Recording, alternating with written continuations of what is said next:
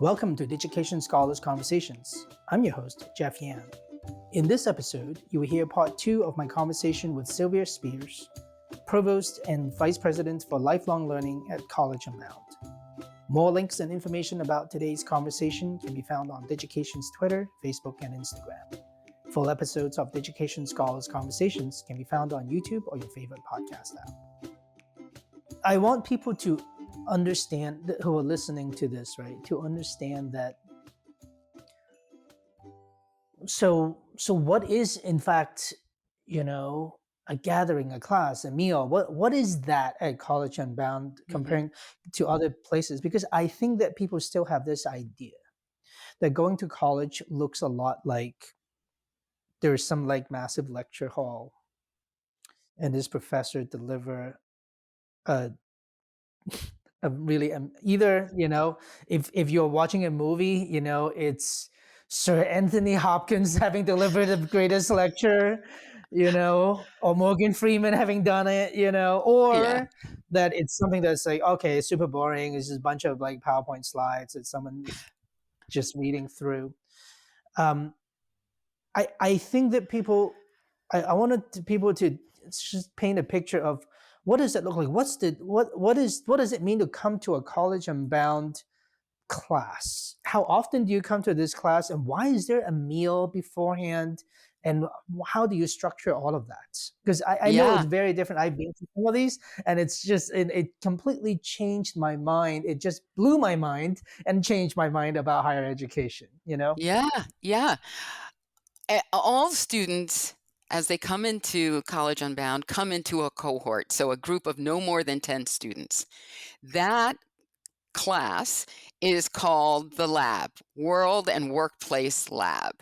And it is the place where students meet once a week with a lab faculty member as a facilitator and a guide. And they, the vast majority of those classes happen face-to-face. So they come, we spend time together in community. There's announcements, there's brags, there's what's happening in the world. Occasionally a student will get up and say, I'd like to share something, and they share a spoken word piece. They share a song.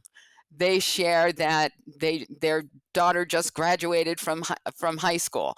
So it's really community-based time. And that breaking bread is not just, we have to feed people because they're coming from work. It's intentional because it sets the tone for a particular way of being together. It also means that people have a time to pause before they transition into their lab class. And so people pause and laugh and joke and reconnect with one another after a week. And then they go into the lab. And the lab is a place where students make meaning of all of the other classes that they're having. And so a typical semester is a lab for 16 weeks. And then what we call instructional courses are 8 weeks in duration. And so the instructional courses are delivered synchronously or asynchronously online, but the lab is the home base. And in the lab, students are really developing and cultivating a project that they care about, a community-based project. And the projects can range from somebody who decides they want to launch a mentoring program for African American males, or they want to create an after-school program for students with special needs, or they want to do advocacy around housing at the State House. So the projects come from students' interests, and that is what's cultivated and developed in the course of the lab over the time that the students are at CU. To make what the being in class feels like, I'll share a little bit about a course I'm teaching right now. There's one major, organizational leadership and change. And every student is connected in that major because they're drawn to CU, not only because they want a degree, but because they want to create change in the world. So one of the required courses is reframing failure. We meet on Thursday evenings online. It's synchronously, so I get to see their faces, which is great. And it's very much problem posing education and inquiry based. So a recent assignment, as an example, was, or a discussion, was asking students to think about the biggest failure they think they've had in their lives. And they do. Some folks, it was things like dropping out of school, at 16, or making a mistake that ended them with a period of incarceration, not intervening with a child that they have that was abusing drugs. Real life stuff, hard stuff. We don't ask them to say those things just because we want them to be in the depth of despair. We have that as part of the class so that they can reevaluate why they think those things were a failure. Were they really a failure, or was it a set of circumstances? And that some that they couldn't control and some that they couldn't control. And then we start to unpack. Where do the messages come from about what's a failure? Some would say, I didn't go to college. I could have gone to college, and I didn't. That's a failure. And I'll say to them, you're in college, and you're going to graduate in 2 semesters. Is it still a failure? And then on their own, they start to develop an understanding of the many, many things they learned from that failure, the insights that they gained, the person that they became. And sometimes they even realize, wait a minute, yeah, there were some things that they regret, but maybe it wasn't a failure. It was a step on the way to something that was better. And so that's just an example of a conversation in a course called Reframing Failure. Imagine courses around leadership and change, around organizational studies and understanding how organizations function. It's designed to give them all of the skills, knowledge, and expertise to enact the kind of change they want to see in the world. It's so amazing to hear about these courses and experience. These are the kind of courses that it feels like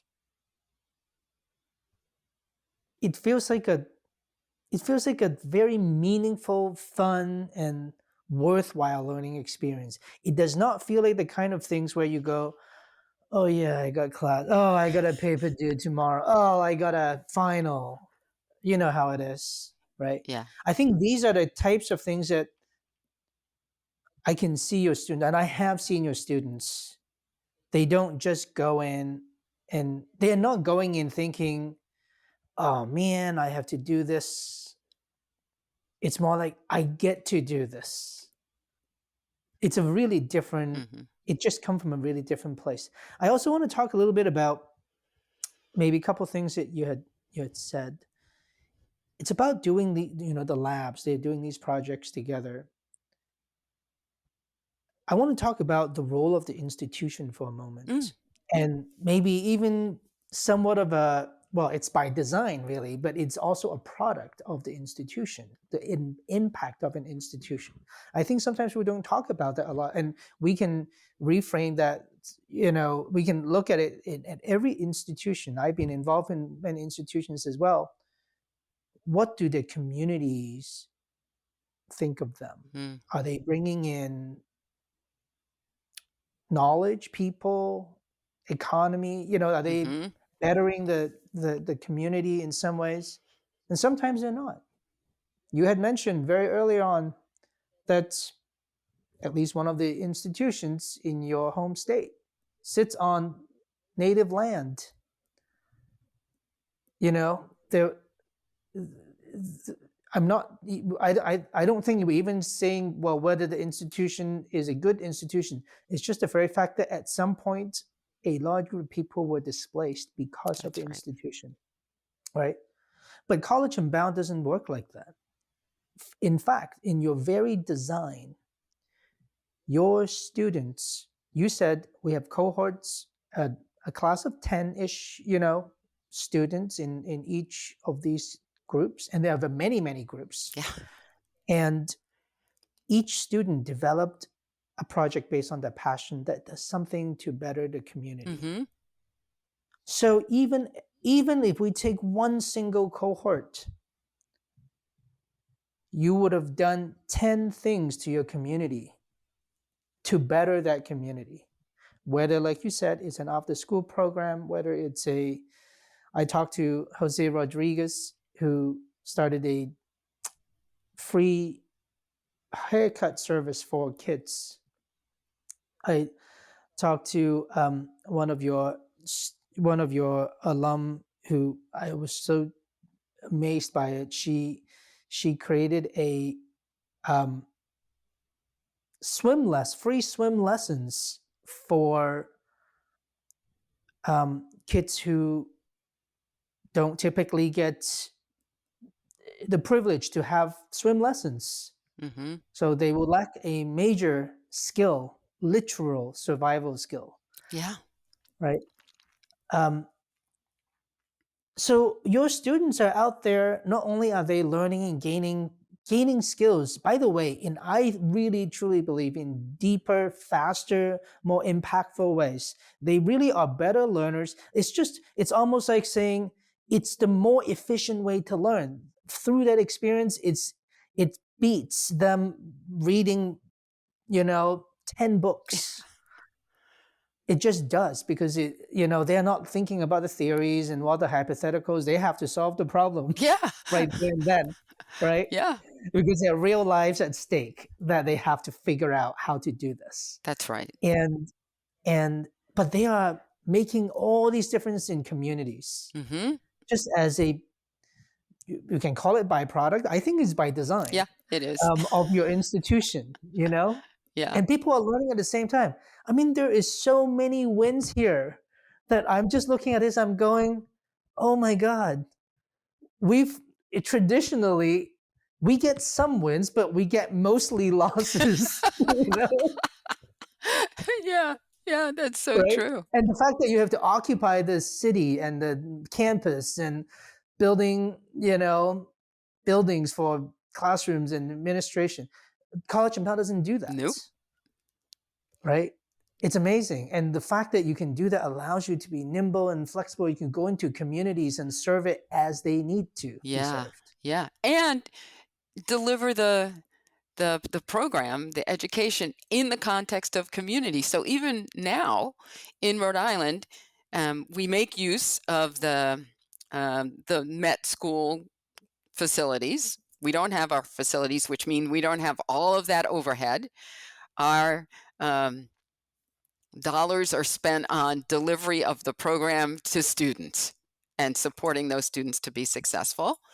And we also have 2 cohorts of people in Central Falls in Rhode Island, in Woonsocket in Rhode Island, in Newport in Rhode Island, in Philadelphia, in Camden. And so where a partnership or a relationship grows with a community-based organization, if they say, oh, we've got, folks who are interested in getting their degree, and it seems like a good fit, an organization can say, yeah, and when we close at 5:00, the cohort can meet in our conference room.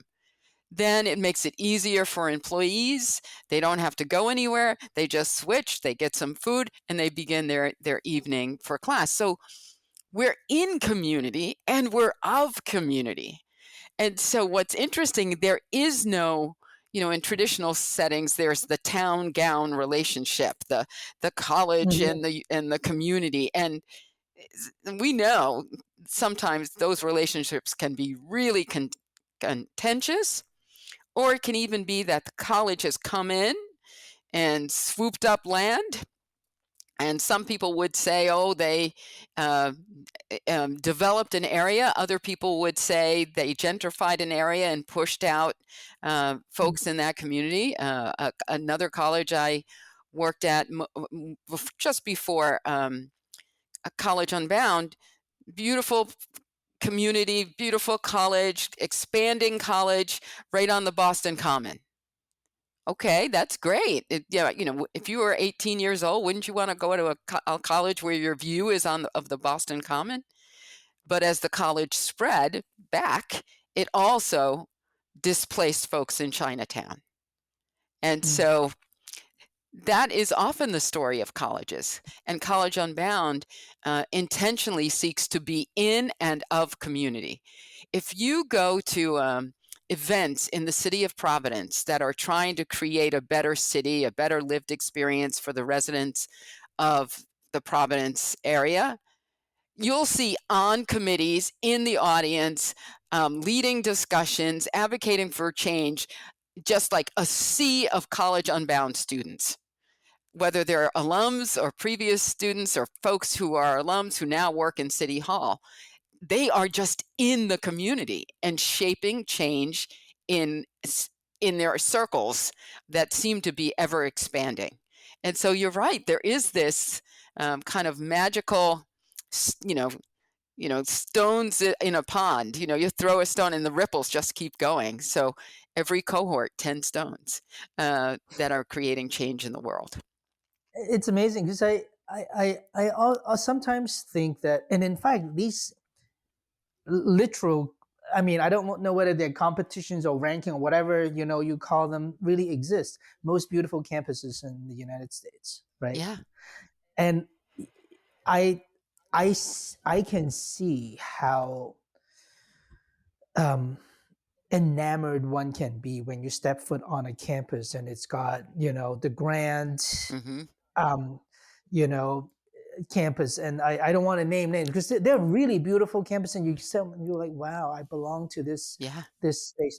But at the same time, I think that it's crazy that an institution is judged by the square footage that they have, Yeah. right, as opposed to the impact they have on that community itself, Hmm.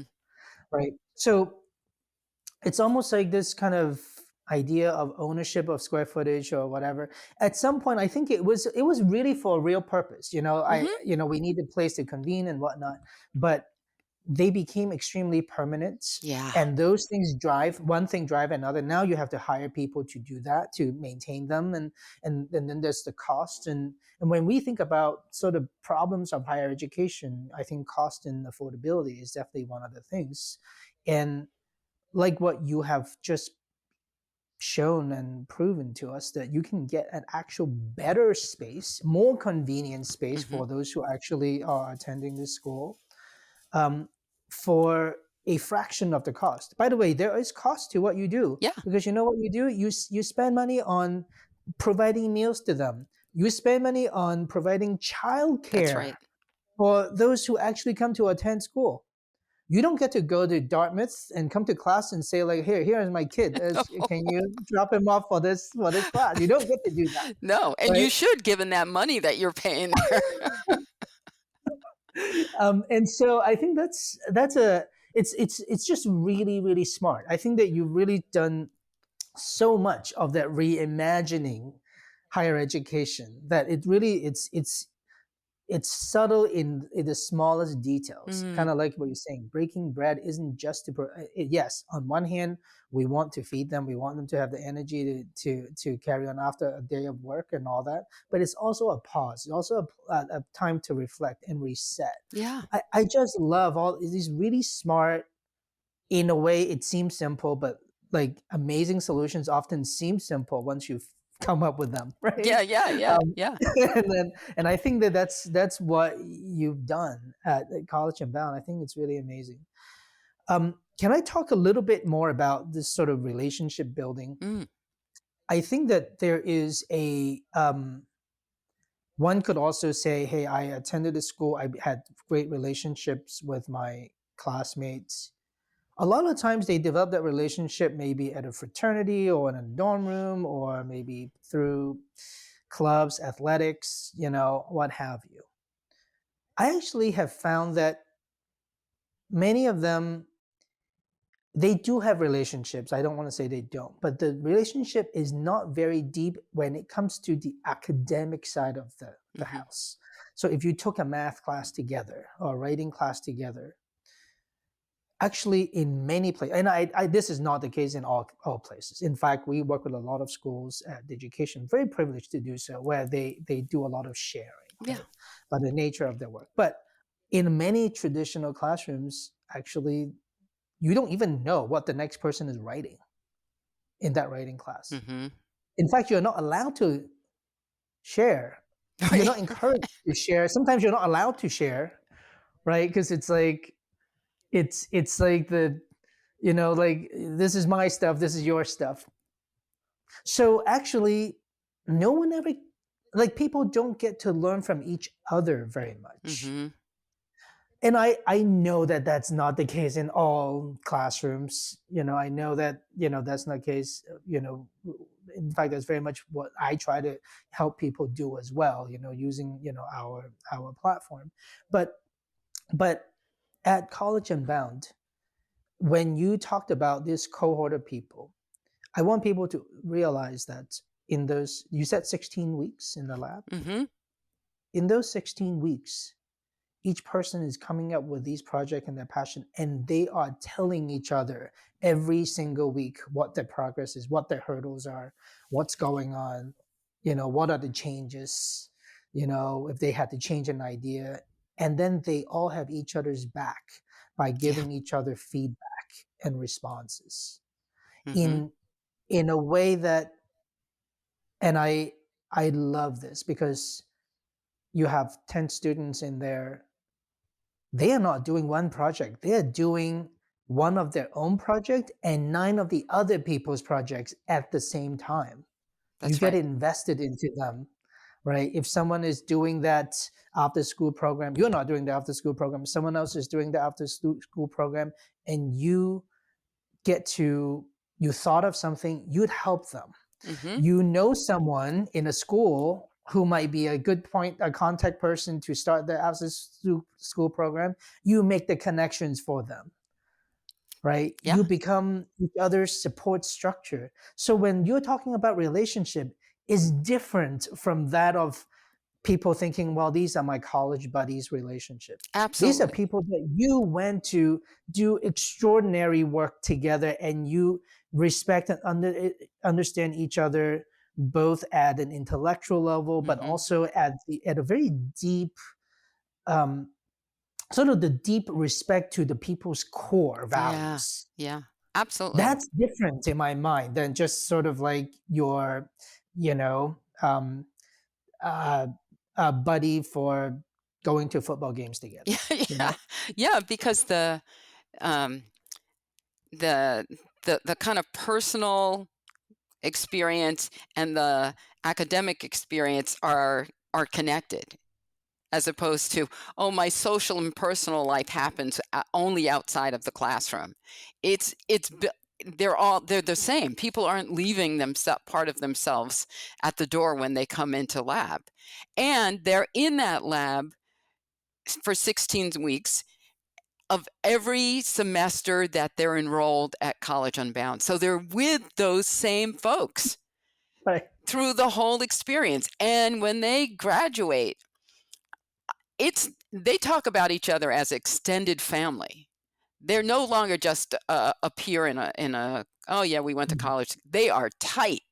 And mhm. when, somebody from the cohort walks across the stage at commencement, I don't know who's louder. Is it the family in the back who's louder? Or is it that Right. cohort who's just Yeah. screaming their heart out and with tears and high fives and hugs? And it is um, the celebration of one is the celebration of the whole. And so there's something really, really powerful in the relationships that are formed in the lab. They are, as you noted, supporting each other, talking about each other, giving each other feedback. So there's all of the stuff that's related to the learning, and then they're even kind of giving a hand up when something goes wrong. So somebody's car breaks down, and they write to their cohort, in Snapchat and say, "I'm not going to make it to class tonight. My car is broken." 10 minutes later, somebody is like, hold on. Nope, we're not doing that.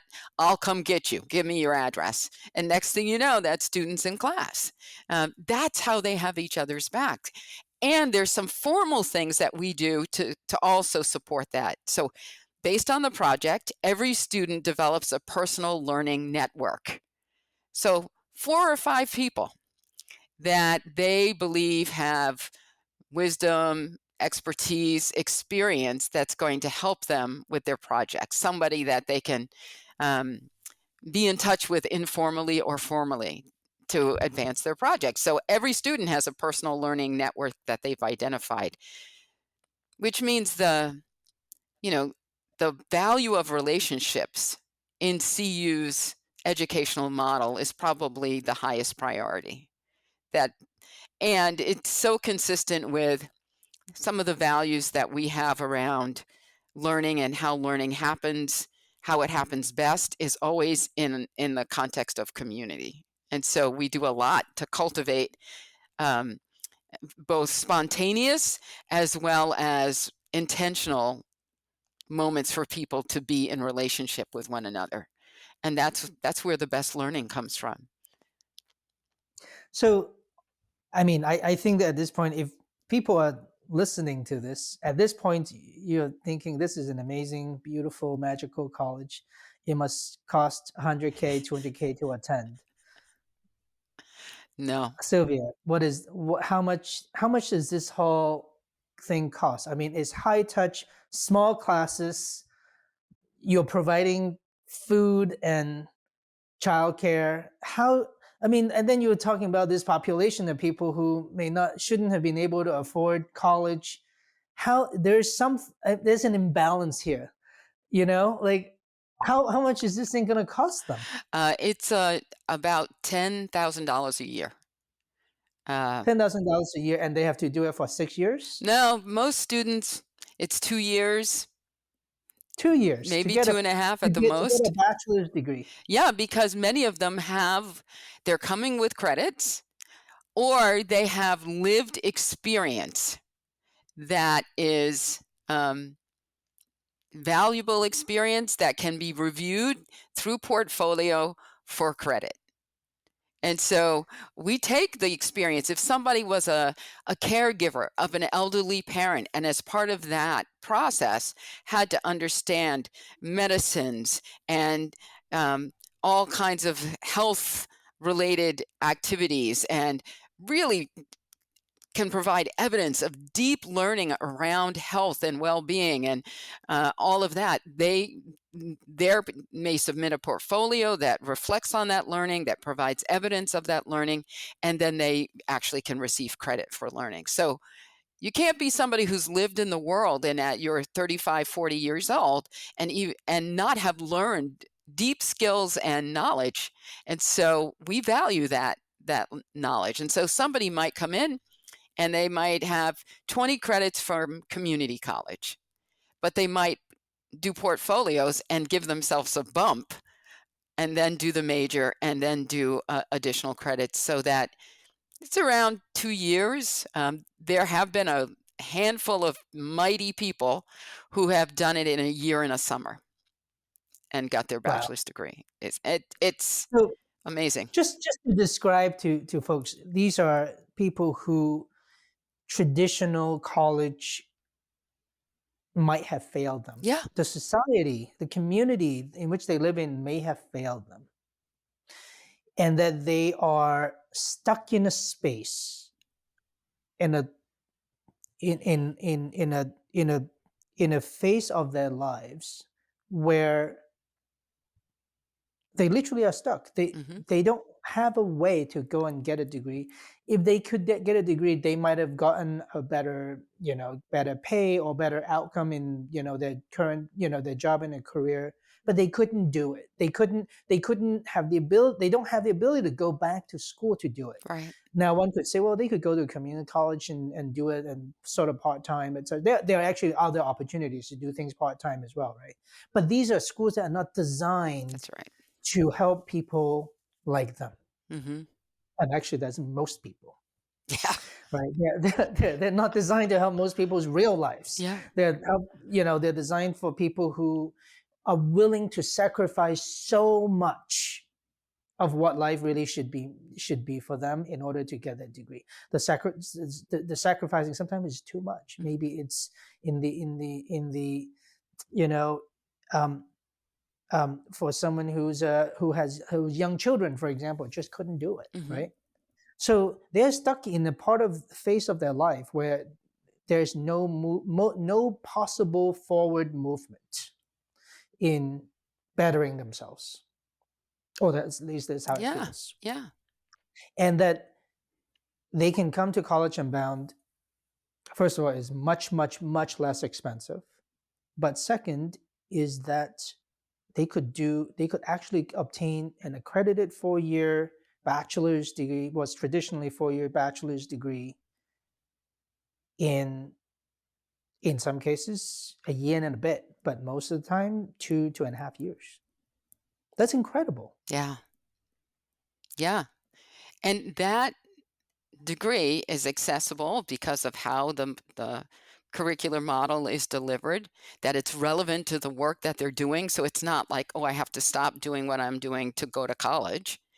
It actually feeds into the work that they're doing. So many people, even before they graduate, will be recognized by their employers and move into other roles. Mhm. For some students, they graduate, and as soon as they can show that diploma, they're promoted. A $15,000 or $20,000 bump is real. That's something that can materially change the experience of students. And if you can change the experience of a mother who's raising kids on her own, or a dad who's out there struggling, or somebody who's in a multi-generational household, you can change the trajectory of that entire family. And so that's why CU is committed to removing barriers, and as many barriers as we can, so folks can just do the work that they need to do, to advance their lives and to make change in the world. And I have to say, there are days when it feels like a really magical place, especially when you're hanging out with students. And the work behind the scenes to ensure that we don't unintentionally replicate Mm. the stuff that's in higher ed, the traditional things in higher ed, is real work.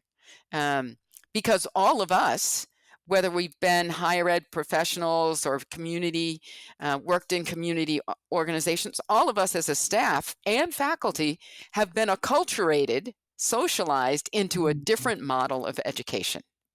Yeah. And we're committed to learning from traditional higher education, but not replicating it. And so how we're always in the process of becoming, always in the process of innovating, of asking ourselves, why are we doing this? Mm. Uh, is it going to build relationships? Is it going to advance equity? Is it, replication just for the sake of replication? Is it meeting the needs of our students? Is the student voice actually fundamental to our decision making? And if it's not, if we answer no to any of those things, then we need to take a pause before we do anything, because we don't want to replicate or to become the very thing that we're trying to work against. That's amazing, Sylvia.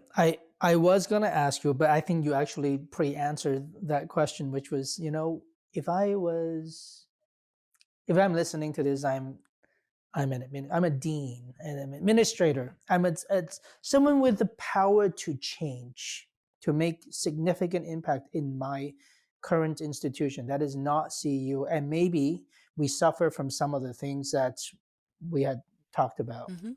Maybe I didn't even realize we were suffering from it until you talked about it. We thought those are good things, but now I realize, oh, hold on a minute. Um, you know, I think that you gave people so much hope, but also a practical, real example, a model, a roadmap to say, hey, look, acknowledge some of these things that may not be, we sometimes have metrics in our lives, Mhm.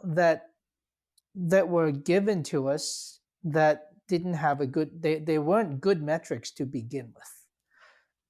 And yet, because they were the ones given to us, we take that as the a fact, and sometimes they're Yeah. not.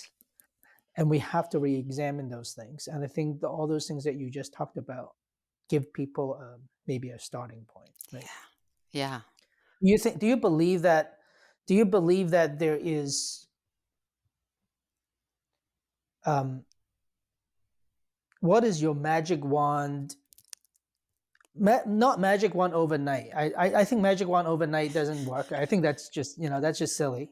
But magic wand in 30 years, Mm, Sylvia. A 30-year long magic wand. You get to do the wand, mm. but it doesn't come true. It's going to take small parts every day for the next 30 years for it to come true. What does that magic wand looks like for higher education for you? Wow. Wow, I love that question. Um, I think it would look like, not that colleges there'd be, more CUs or colleges would look more like CU, but CU the model that CU uses would be, um, already a thing of the past because we would have Mm, actually developed the next level of innovation that that um, that the basis of CU in 10 years is in colleges already, and that colleges are creating the next iteration of what it means to meet the needs of students because it's not static. The needs of students will change, barriers will change, and how do we ensure that every college, every community is actually dismantling the things that do not serve students and building the mm, things that do.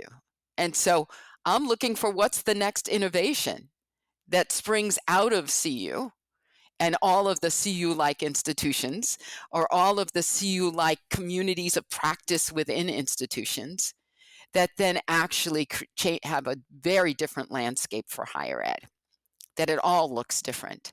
And things like relationship and relevance are embedded fully in every college, every institution across the country, and that people actually have access, that they are more of community and less set aside on a hill somewhere.